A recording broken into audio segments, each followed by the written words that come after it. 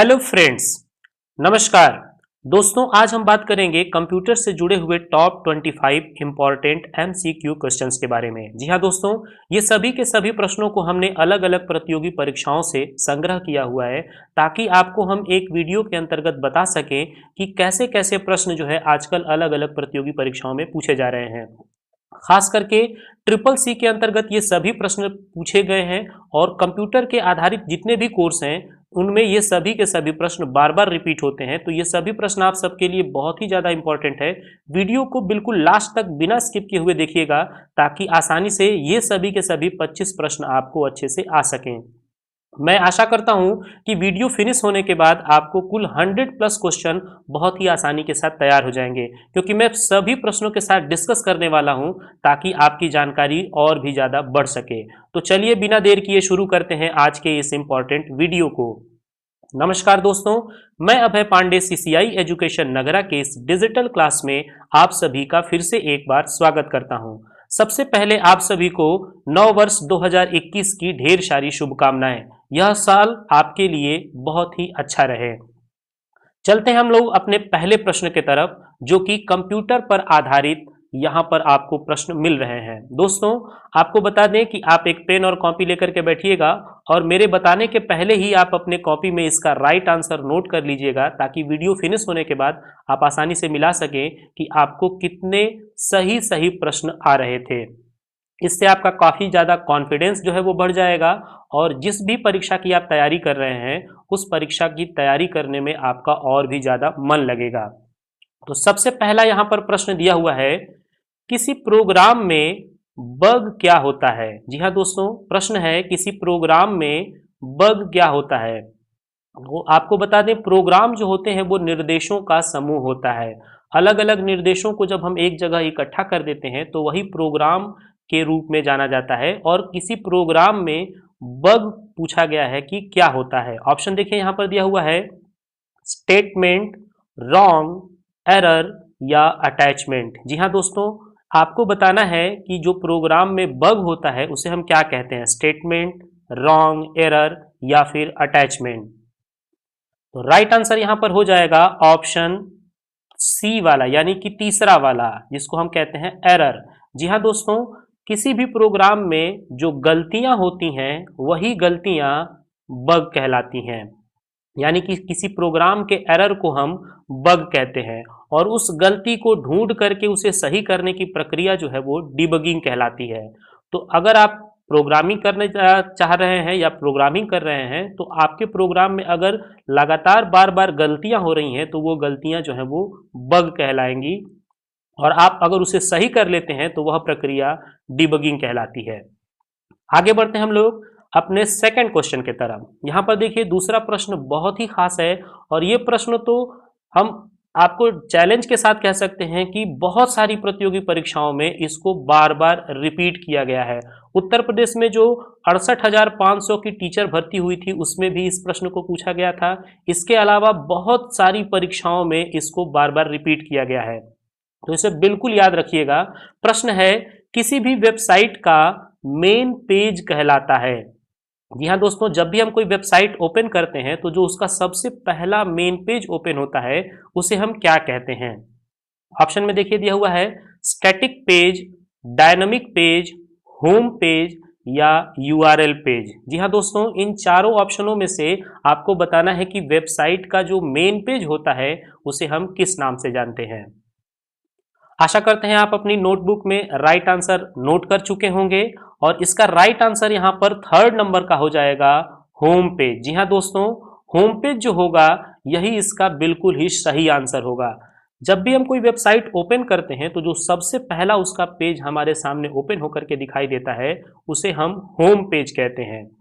और जितने भी होम पेज होते हैं वो वेबसाइटों की शुरुआत करते हैं। आपको बता दें कि जो भी इंटरनेट पर पेज बनाए जाते हैं वो सभी के सभी जो है दो अलग अलग रूपों में जाने जाते हैं, जिनको कि हम स्टैटिक पेज और डायनामिक पेज कहते हैं।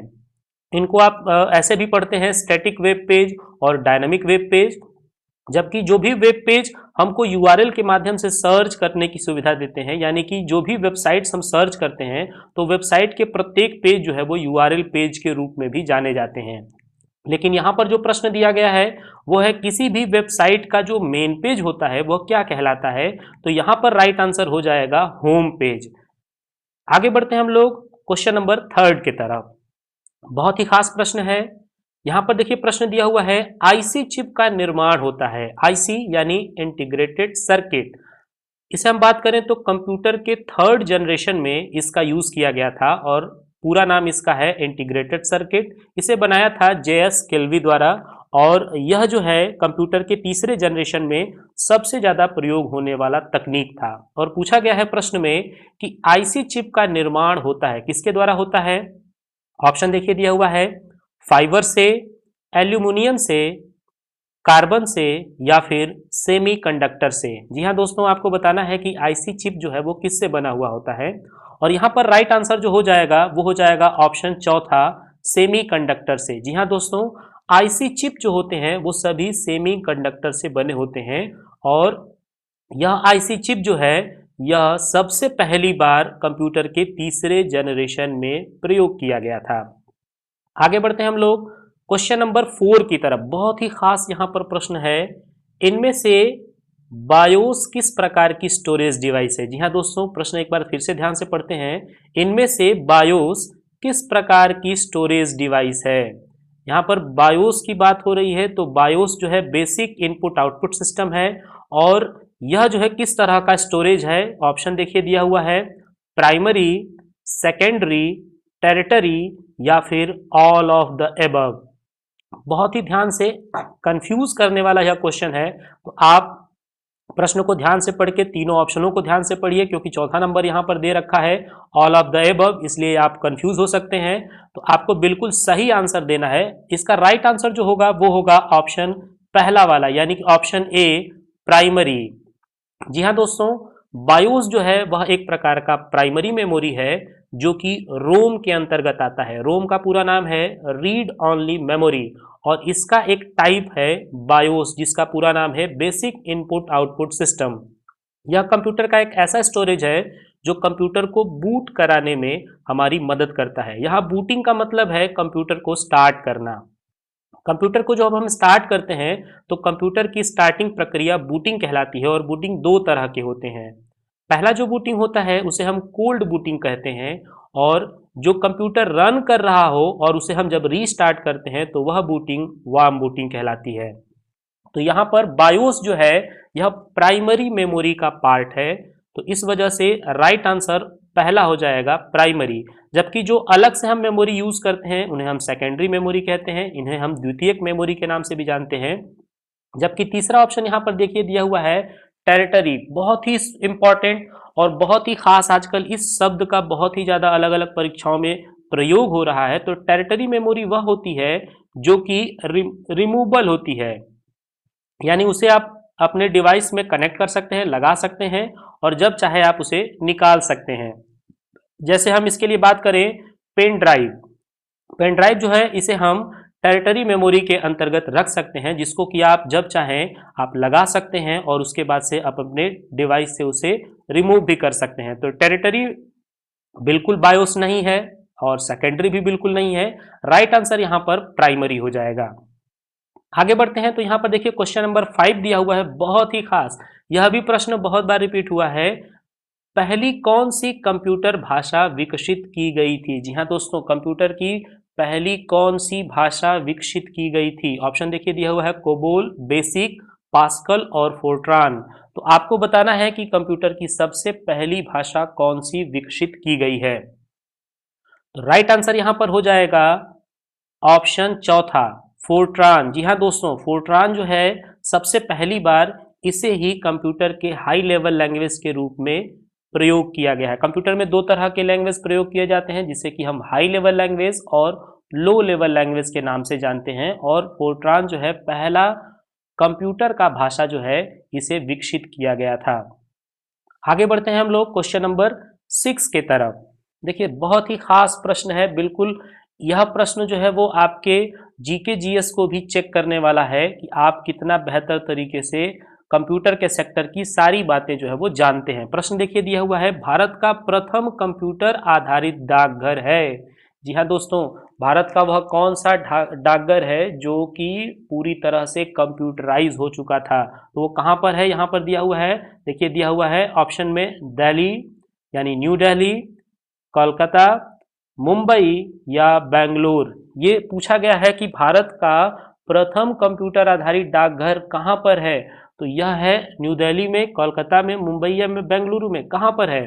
तो राइट आंसर इसका हो जाएगा ऑप्शन पहला वाला। जी हाँ दोस्तों, ऑप्शन ए न्यू दिल्ली। जी हाँ दोस्तों, दिल्ली के अंतर्गत जो नई दिल्ली है वहीं पर सबसे पहला कंप्यूटर आधारित डाकघर है।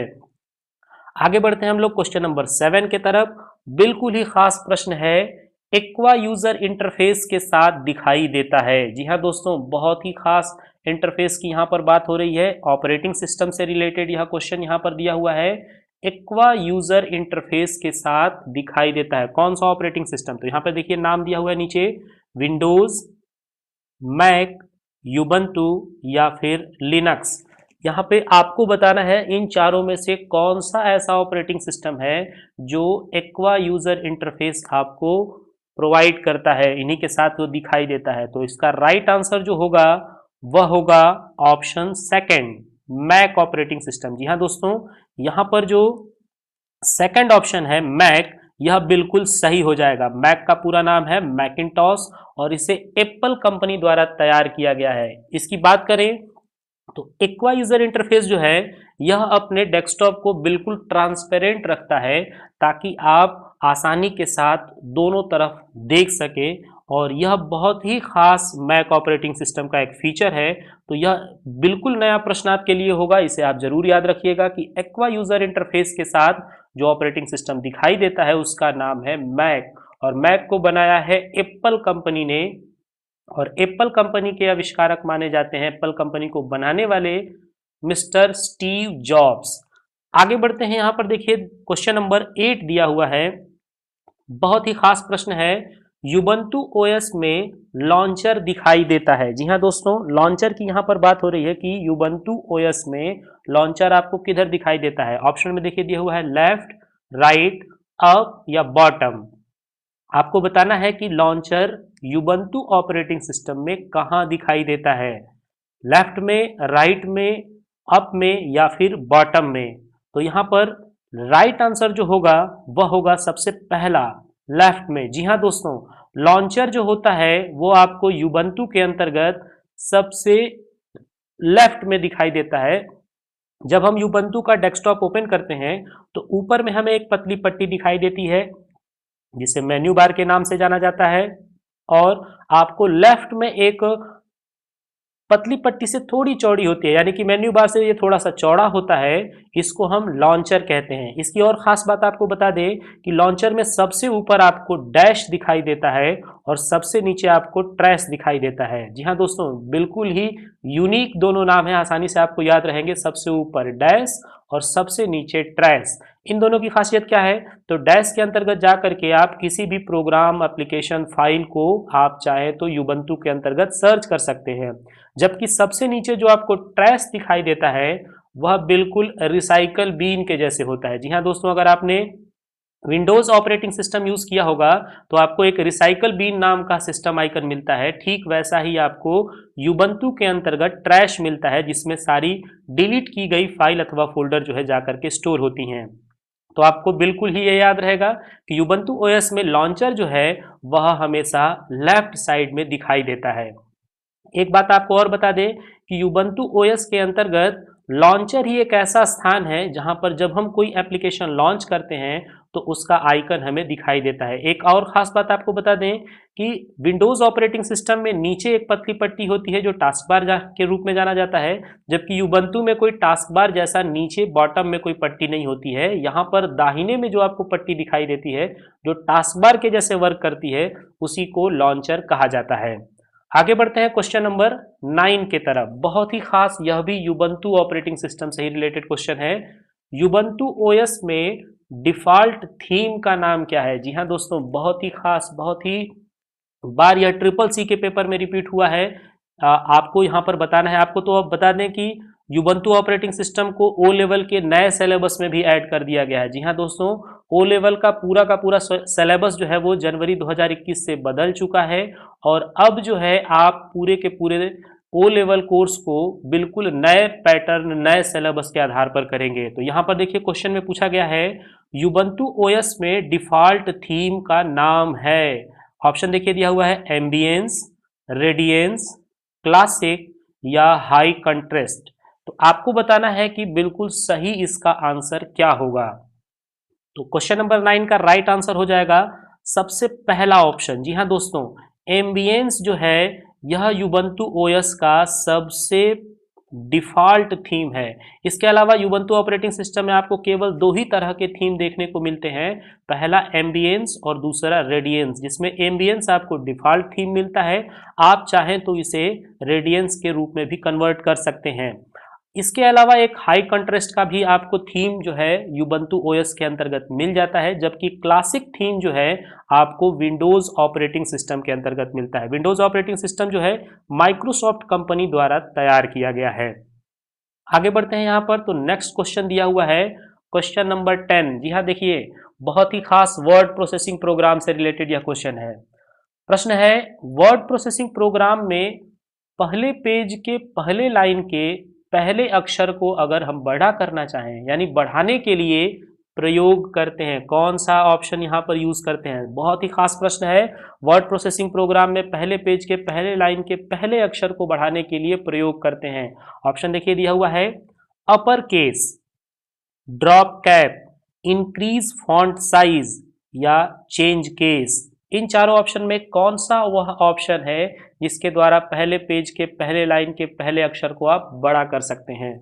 तो आपको बता दें इसका राइट आंसर होगा सेकंड नंबर वाला, ड्रॉप कैप। जी हाँ दोस्तों, drop cap word processing program के अंतर्गत एक ऐसी सुविधा है जिसके द्वारा आप किसी भी बुक या किसी भी डॉक्यूमेंट को अगर आप तैयार कर रहे हैं तो जो उसका सबसे पहला पेज होगा उसके पहले पेज के पहले लाइन के पहले कैरेक्टर को यह साइज में बड़ा कर देता है और डिफॉल्ट रूप में उसे 3 लाइन तक बड़ा करता है। यानी कि जो सबसे पहला कैरेक्टर होगा वो 3 अलग अलग लाइनों में आपको शुरू होकर के दिखाई देगा और आप चाहें तो इसे मैक्सिमम 10 लाइन तक इंक्रीज कर सकते हैं। इसके अलावा अपर केस अगर ऑप्शन की बात करें तो इसमें लिखा हुआ सारा का सारा डेटा जो होता है वो अंग्रेजी के बड़े अक्षरों में अर्थात अपर केस के तौर पर हो जाता है। इंक्रीज फॉन्ट साइज से आप किसी भी तरह के फॉन्ट साइज को बड़ा कर सकते हैं, जबकि चेंज केस के अंतर्गत आपको अपर केस मिलता है। चेंज केस 5 प्रकार के होते हैं। आपको बता दें कि upper case, lower case, toggle case, capitalise each word और साथ ही साथ सेंटेंस केस, यह जो है 5 प्रकार के चेंज केस होते हैं। तो यहाँ पर राइट आंसर जो क्वेश्चन नंबर 10 का होगा वो होगा ड्रॉप कैप। आगे बढ़ते हैं यहाँ पर। तो देखिए दिया हुआ है बहुत ही खास प्रश्न है, लिब्रे ऑफिस कैल्क में सबसे अंतिम सेल का नाम क्या है। जी हाँ दोस्तों, लिब्रे ऑफिस कैल्क की यहाँ पर बात हो रही है कि इसमें सबसे अंतिम सेल का नाम क्या है। सेल की बात करें तो जितने भी स्प्रेडशीट एप्लीकेशन प्रोग्राम होते हैं उनमें रो और कॉलम का जो इंटरसेक्शन होता है, यानी कि रो और कॉलम को मिलाने के बाद जो एक बॉक्स नुमा आपको भाग बन करके दिखाई देता है, जहां पर आप किसी भी तरह के डेटा को इंसर्ट करते हैं, वह स्प्रेडशीट प्रोग्राम में सेल कहलाता है। और पूछा जा गया है यहाँ पर कि सबसे लास्ट सेल का, अंतिम सेल का नाम क्या है। तो यहाँ पर देखिए ऑप्शन में दिया हुआ है सबसे पहला AMG 1048-576, ANJ 1048-576, AMJ 1048-576 या फिर ANG 1048-576। बहुत ही यहाँ पर खास जो है ऑप्शंस दिया हुआ है, एकदम बिल्कुल कंफ्यूज करने वाला। तो आपको बिल्कुल कंफ्यूज नहीं होना है। आई होप आपने बिल्कुल ही राइट आंसर अपने नोटबुक पे नोट कर लिया होगा और इस ऑप्शन का मतलब इन पूरे क्वेश्चन का, क्वेश्चन नंबर 11 का जो राइट आंसर है वह होगा ऑप्शन नंबर तीसरा, यानी कि सी वाला, AMJ 1048-576। अब आपको बता दें कि AMJ जो है वो सबसे लास्ट कॉलम का नाम है और सबसे अंतिम रो का नाम है 1048,576।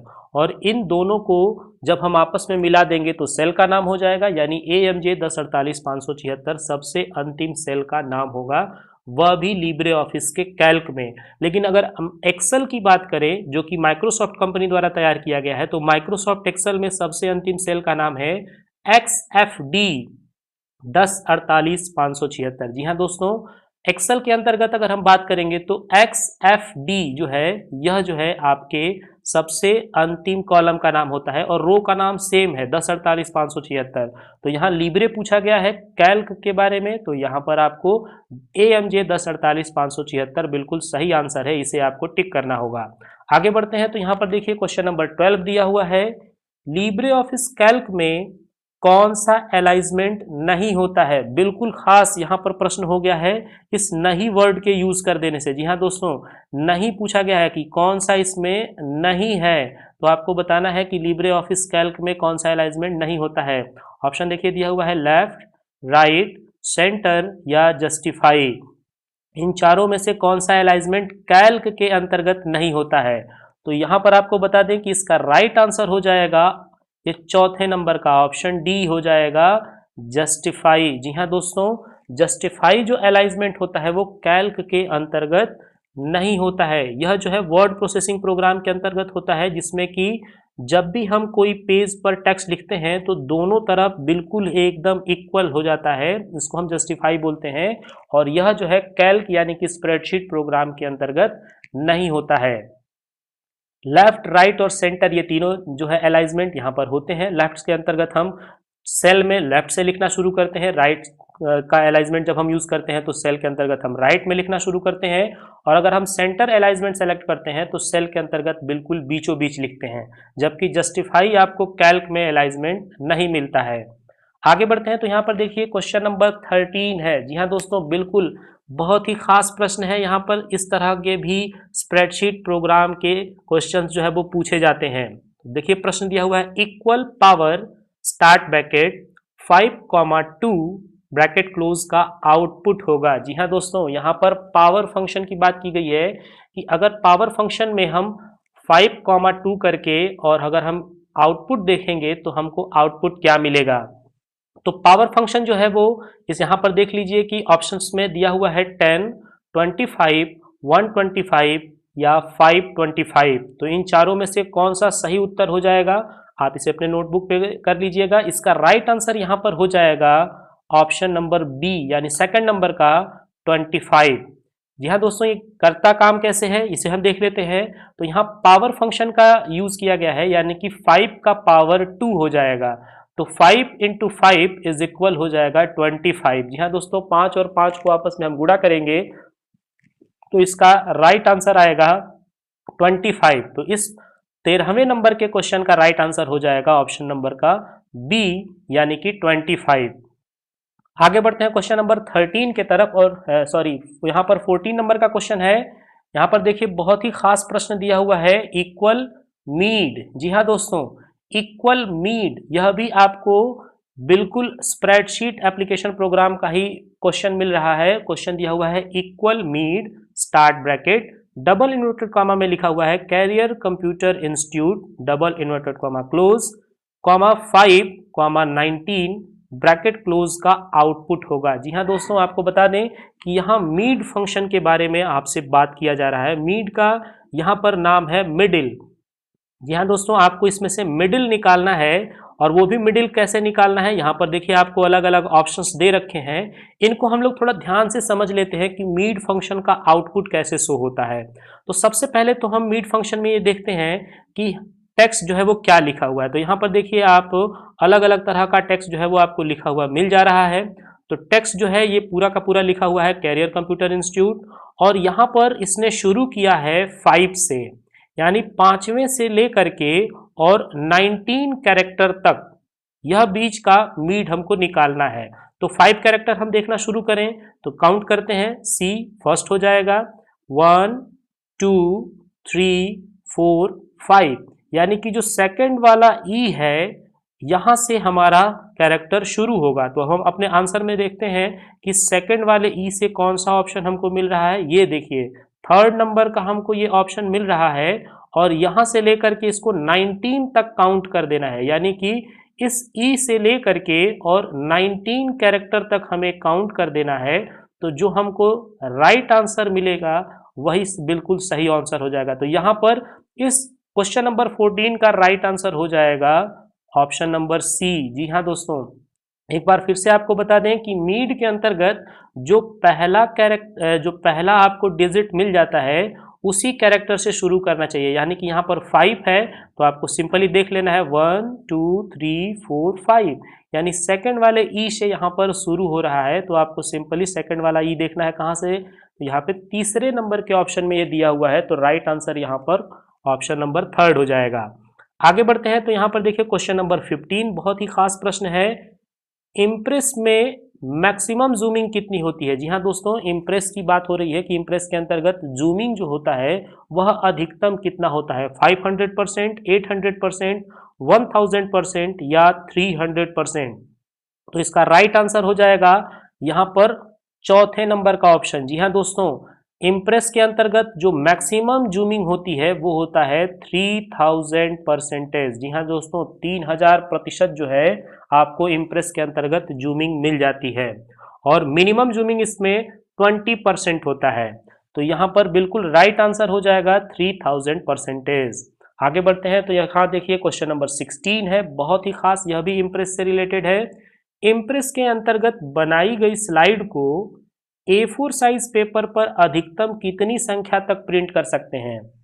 यानी कि अगर आपने इम्प्रेस में कई सारी स्लाइडें बनाई हैं और उन सभी स्लाइडों में से आप A4 साइज पेपर पर कितनी स्लाइड को अधिकतम छाप सकते हैं? आपको बता दें, स्लाइड किसी भी प्रेजेंटेशन प्रोग्राम में जहां पर हम डेटा डिजाइन करते हैं वह स्लाइड कहलाता है।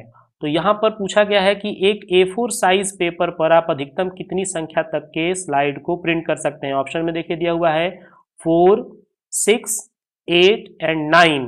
तो यहाँ पर राइट आंसर मैक्सिमम पूछा है, अधिकतम, तो यहाँ पर राइट आंसर हो जाएगा ऑप्शन नंबर 4 यानी कि 9। जी हाँ दोस्तों, 9 स्लाइड जो है आप एक A4 साइज पेपर पर छापने का काम कर सकते हैं। इसके बाद आगे बढ़ते हैं क्वेश्चन नंबर 17। यहाँ पर देखिए दिया हुआ है, इंटरनेट में सबसे ज्यादा किस केबल का प्रयोग किया जाता है? जी हाँ दोस्तों, केबल की यहाँ पे बात हो रही है कि इंटरनेट में सबसे ज्यादा हम किस केबल का प्रयोग करते हैं। ऑप्शन में देखिए दिया हुआ है twisted pair cable, coaxial cable, fibre optic cable या ईथरनेट केबल। जी हाँ दोस्तों, इन चारों केबलों में आपको बताना है कि इंटरनेट में सबसे ज्यादा हम किस केबल का यूज करते हैं। तो यहाँ पर राइट आंसर हो जाएगा ऑप्शन नंबर 3। जी हाँ दोस्तों, फाइबर ऑप्टिक केबल यहाँ पर बिल्कुल ही राइट आंसर हो जाएगा।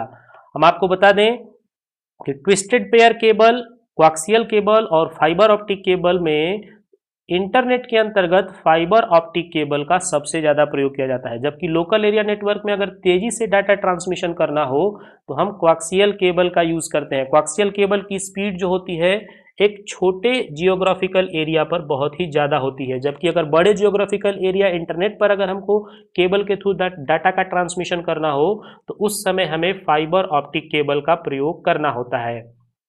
आगे बढ़ते हैं क्वेश्चन नंबर 18 के तरफ। यहाँ पर देखिए बहुत ही खास प्रश्न है, निम्न में कौन माइक्रोसॉफ्ट कंपनी द्वारा बनाया गया सर्च इंजन है? जी हाँ दोस्तों, सर्च इंजन की बात हो रही है कि माइक्रोसॉफ्ट कंपनी ने कौन सा सर्च इंजन बनाया है। यहाँ पर देखिए ऑप्शन में दे रखा है बैडू, आर्ची, बींग और लाइकोज।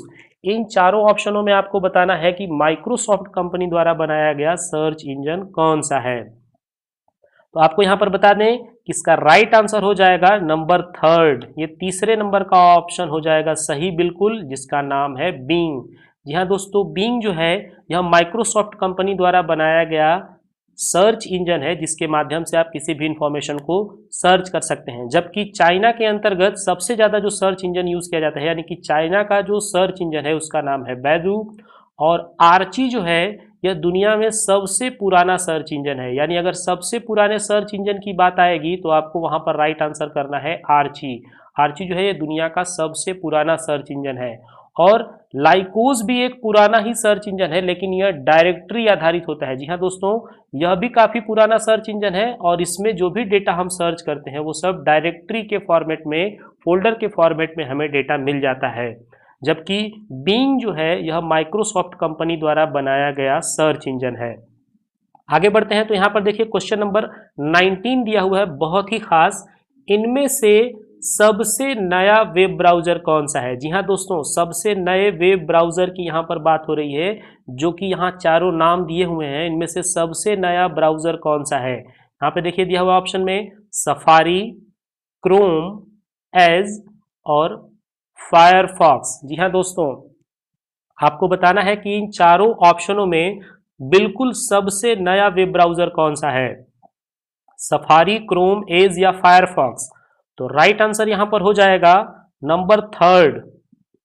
जी हाँ दोस्तों, थर्ड नंबर का आंसर जो होगा वो बिल्कुल सही होगा, एज। इसको हम बोलते हैं माइक्रोसॉफ्ट एज और इसे माइक्रोसॉफ्ट कंपनी द्वारा 2015 में बनाया गया है, जो कि विंडो 10 के साथ इसको लॉन्च किया गया है।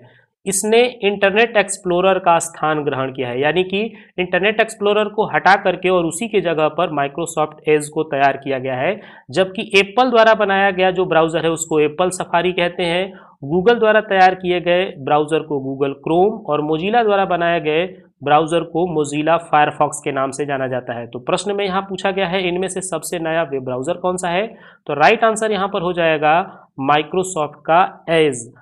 ठीक है, आगे बढ़ते हैं तो यहाँ पर देखिए क्वेश्चन नंबर 20 दिया हुआ है, बहुत ही खास।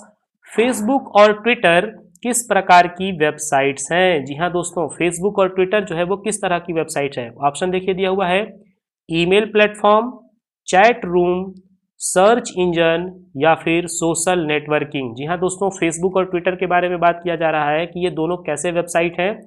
तो यहाँ पर चार ऑप्शन दिए हुए हैं, आपको बताना है बिल्कुल राइट आंसर कौन सा है, email platform, chat room, search engine या सोशल नेटवर्किंग। तो आपको बता दें कि फेसबुक और ट्विटर जो है यह दोनों वेबसाइट सोशल नेटवर्किंग से रिलेटेड वेबसाइट है। जी हाँ दोस्तों, राइट आंसर हो जाएगा सोशल नेटवर्किंग।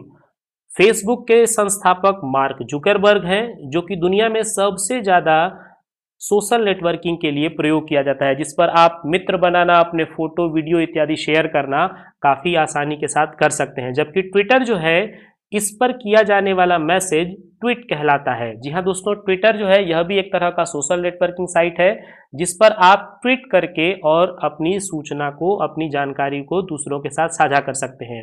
आपको बता दें कि ट्विटर के अंतर्गत आप 280 कैरेक्टर, 280 कैरेक्टर जो है वो आप लिख करके और ट्वीट कर सकते हैं। इसकी पहले सीमा 140 कैरेक्टर यानी 140 कैरेक्टर थी, वर्तमान में इसे बढ़ा करके दोगुना अर्थात 280 कैरेक्टर तक कर दिया गया है। आगे बढ़ते हैं तो यहाँ पर देखिए क्वेश्चन नंबर 21 दिया हुआ है, किसी भी वेबसाइट का नाम क्या कहलाता है? जी हाँ दोस्तों, वेबसाइट्स के नाम के बारे में यहाँ पूछा गया है कि कोई भी वेबसाइट जो होता है उसका नाम क्या कहलाता है। तो ऑप्शन में देखिए दिया हुआ है TCP/IP, domain name, registered name या यूजर नेम। आपको वेबसाइट्स के नाम के बारे में पूछा गया है कि किसी भी वेबसाइट का जो नाम होता है वो क्या कहलाता है। तो यहाँ पर इन चारों ऑप्शनों में जो सबसे राइट आंसर होगा वह हो जाएगा आपका ऑप्शन नंबर सेकंड। जी हाँ दोस्तों, डोमेन नेम। डोमेन नेम जो होता है वह किसी वेबसाइट का जो नाम होता है उसी को हम डोमेन नेम बोलते हैं। इसे डोमेन नेम के को हमें परचेज करना होता है और एक बार जो डोमेन नेम क्रिएट हो जाता है, यानी कि जो वेबसाइट्स में जो भी आप कैरेक्टर दे करके अपना वेबसाइट तैयार कर देते हैं, फिर उसमें किसी भी तरह की चेंजिंग नहीं की जाती है। तो डोमेन नेम जो होता है वो वेबसाइट्स का नाम होता है। आगे बढ़ते हैं तो यहाँ पर देखिए क्वेश्चन नंबर 22, बहुत ही खास क्वेश्चन है, बिल्कुल कंफ्यूज करने वाला। मेल बॉक्स कहते हैं। जी हाँ दोस्तों, मेल बॉक्स किसे कहते हैं? ऑप्शन में देखिए दिया हुआ है इनबॉक्स, आउटबॉक्स, ड्राफ्ट या फिर ऑल ऑफ एबव।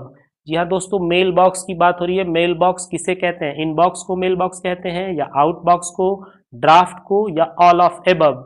तो यहाँ पर राइट आंसर हो जाएगा नंबर 4। जी हाँ दोस्तों, ऑल ऑफ एबव। किसी भी ईमेल के अंतर्गत जितने भी मेल के फोल्डर बने होते हैं, जैसे email, inbox, outbox, draft, junk, spam, delete item, ये जितने भी होते हैं इन सभी को मेल बॉक्स कहा जाता है। तो बिल्कुल कंफ्यूज नहीं होना है, मेल बॉक्स के अंतर्गत ये सभी आते हैं। इन तीनों के अलावा भी अगर कोई नाम यहाँ पर दिया होता तो भी वो सब ऑल ऑफ एबव होता, क्योंकि मेल बॉक्स उन सभी को कहा जाता है जो मेल के अंतर्गत अलग अलग कैटेगरी के फोल्डर बने होते हैं। अब यहाँ पर इन तीनों की बात करें तो जो भी मेल आपको रिसीव होते हैं, जो भी मेल आपके पास आए रहते हैं, वो सब इनबॉक्स में आपको मिल जाते हैं। जो भी आपके द्वारा मेल भेजे जाते हैं और वह पेंडिंग होता है, यानी कि वो मैसेज डिलीवर्ड नहीं हुआ रहता है, वह आउटबॉक्स में आपको शो होता है। अगर वही मेल डिलीवर्ड हो गया, यानी पेंडिंग से निकल करके वो मैसेज अपने फाइनल डेस्टिनेशन तक पहुंच जाता है, तो वह आउटबॉक्स में से निकल के सेंड मेल में चला जाता है। और जो मेल हम तैयार करके और उसे सेव कर देते हैं, यानी भेजते नहीं हैं, वह सभी आपको ड्राफ्ट में सेव होकर के मिल जाता है। आगे बढ़ते हैं तो यहाँ पर देखिए क्वेश्चन नंबर 23 दिया हुआ है, विश्व में पहली बार एक कंप्यूटर से दूसरे कंप्यूटर में किसके द्वारा सूचना भेजा गया। बहुत ही खास, बहुत ही नया प्रश्न है, बिल्कुल यूनिक क्वेश्चन है, थोड़ा कंफ्यूज करने वाला क्वेश्चन है। तो ध्यान से पहले पढ़िए, विश्व में पहली बार एक कंप्यूटर से दूसरे कंप्यूटर में किसके द्वारा सूचना भेजा गया। ऑप्शन में देखिए दिया हुआ है ईमेल, वेबसाइट, अर्पानेट या एनएसएफ नेट। तो ध्यान से यहाँ पर आपको आंसर देना है। इस क्वेश्चन का आंसर क्या हो जाएगा, राइट आंसर इस 23 नंबर का क्वेश्चन हो जाएगा अर्पानेट। जी हाँ दोस्तों, अर्पानेट जो है, इसके माध्यम से दुनिया में सबसे पहली बार एक कंप्यूटर से दूसरे कंप्यूटर में सूचना भेजा गया था। अर्पानेट का पूरा नाम है advance research project agency network, जिसकी शुरुआत 1969 में अमेरिका के डिफेंस डिपार्टमेंट द्वारा किया गया था। अगर वही पूछा जाता कि सबसे पहली बार एक डिवाइस से दूसरे डिवाइस में सूचना भेजने का काम किसके द्वारा किया गया था, तो वो उसका राइट आंसर हो जाता मेल। लेकिन यहाँ पर पूछा गया है विश्व में पहली बार एक कंप्यूटर से दूसरे कंप्यूटर में किसके द्वारा सूचना भेजा गया, यानी एक कंप्यूटर से दूसरे कंप्यूटर में सूचना भेजने की बात की जा रही है, और यह सबसे पहली बार किया गया था अर्पानेट के द्वारा। तो यहाँ पर राइट आंसर अर्पानेट हो जाएगा, advance research project agency network. ARPANET को 1974 में टीसीपी/आईपी को ऐड कर दिया गया था। बाद में अर्पानेट को बंद किया गया, उसकी जगह पर एनएसएफ नेट की शुरुआत की गई, national science foundation network. ARPANET को ही इंटरनेट कहा जाता है। कई बार प्रश्न पूछा जाता है कि इंटरनेट का पुराना नाम क्या है, तो इंटरनेट का पुराना नाम है अर्पानेट। ईमेल का पूरा नाम होता है इलेक्ट्रॉनिक मेल। जब इलेक्ट्रॉनिक माध्यम से किसी डिवाइस के द्वारा हम पत्र का आदान प्रदान करते हैं, कम्युनिकेशन करते हैं, तो वह प्रक्रिया ईमेल कहलाती है। आगे बढ़ते हैं तो यहाँ पर देखिए बिल्कुल ही खास क्वेश्चन दिया हुआ है 24 नंबर का, यूटीएस की शुरुआत कब हुई थी। जी हाँ दोस्तों, यूटीएस की शुरुआत कब हुई है, यह प्रश्न पूछा गया है। जनवरी 2017, जनवरी 18, जनवरी 19 या जनवरी 2020। तो आपको बताना है कि यूटीएस यानी अनरिजर्व टिकटिंग सिस्टम, यानी कि बिना रिजर्वेशन का टिकट यानी अनारक्षित टिकट सर्विस की सुविधा कब शुरुआत की गई है भारत सरकार द्वारा।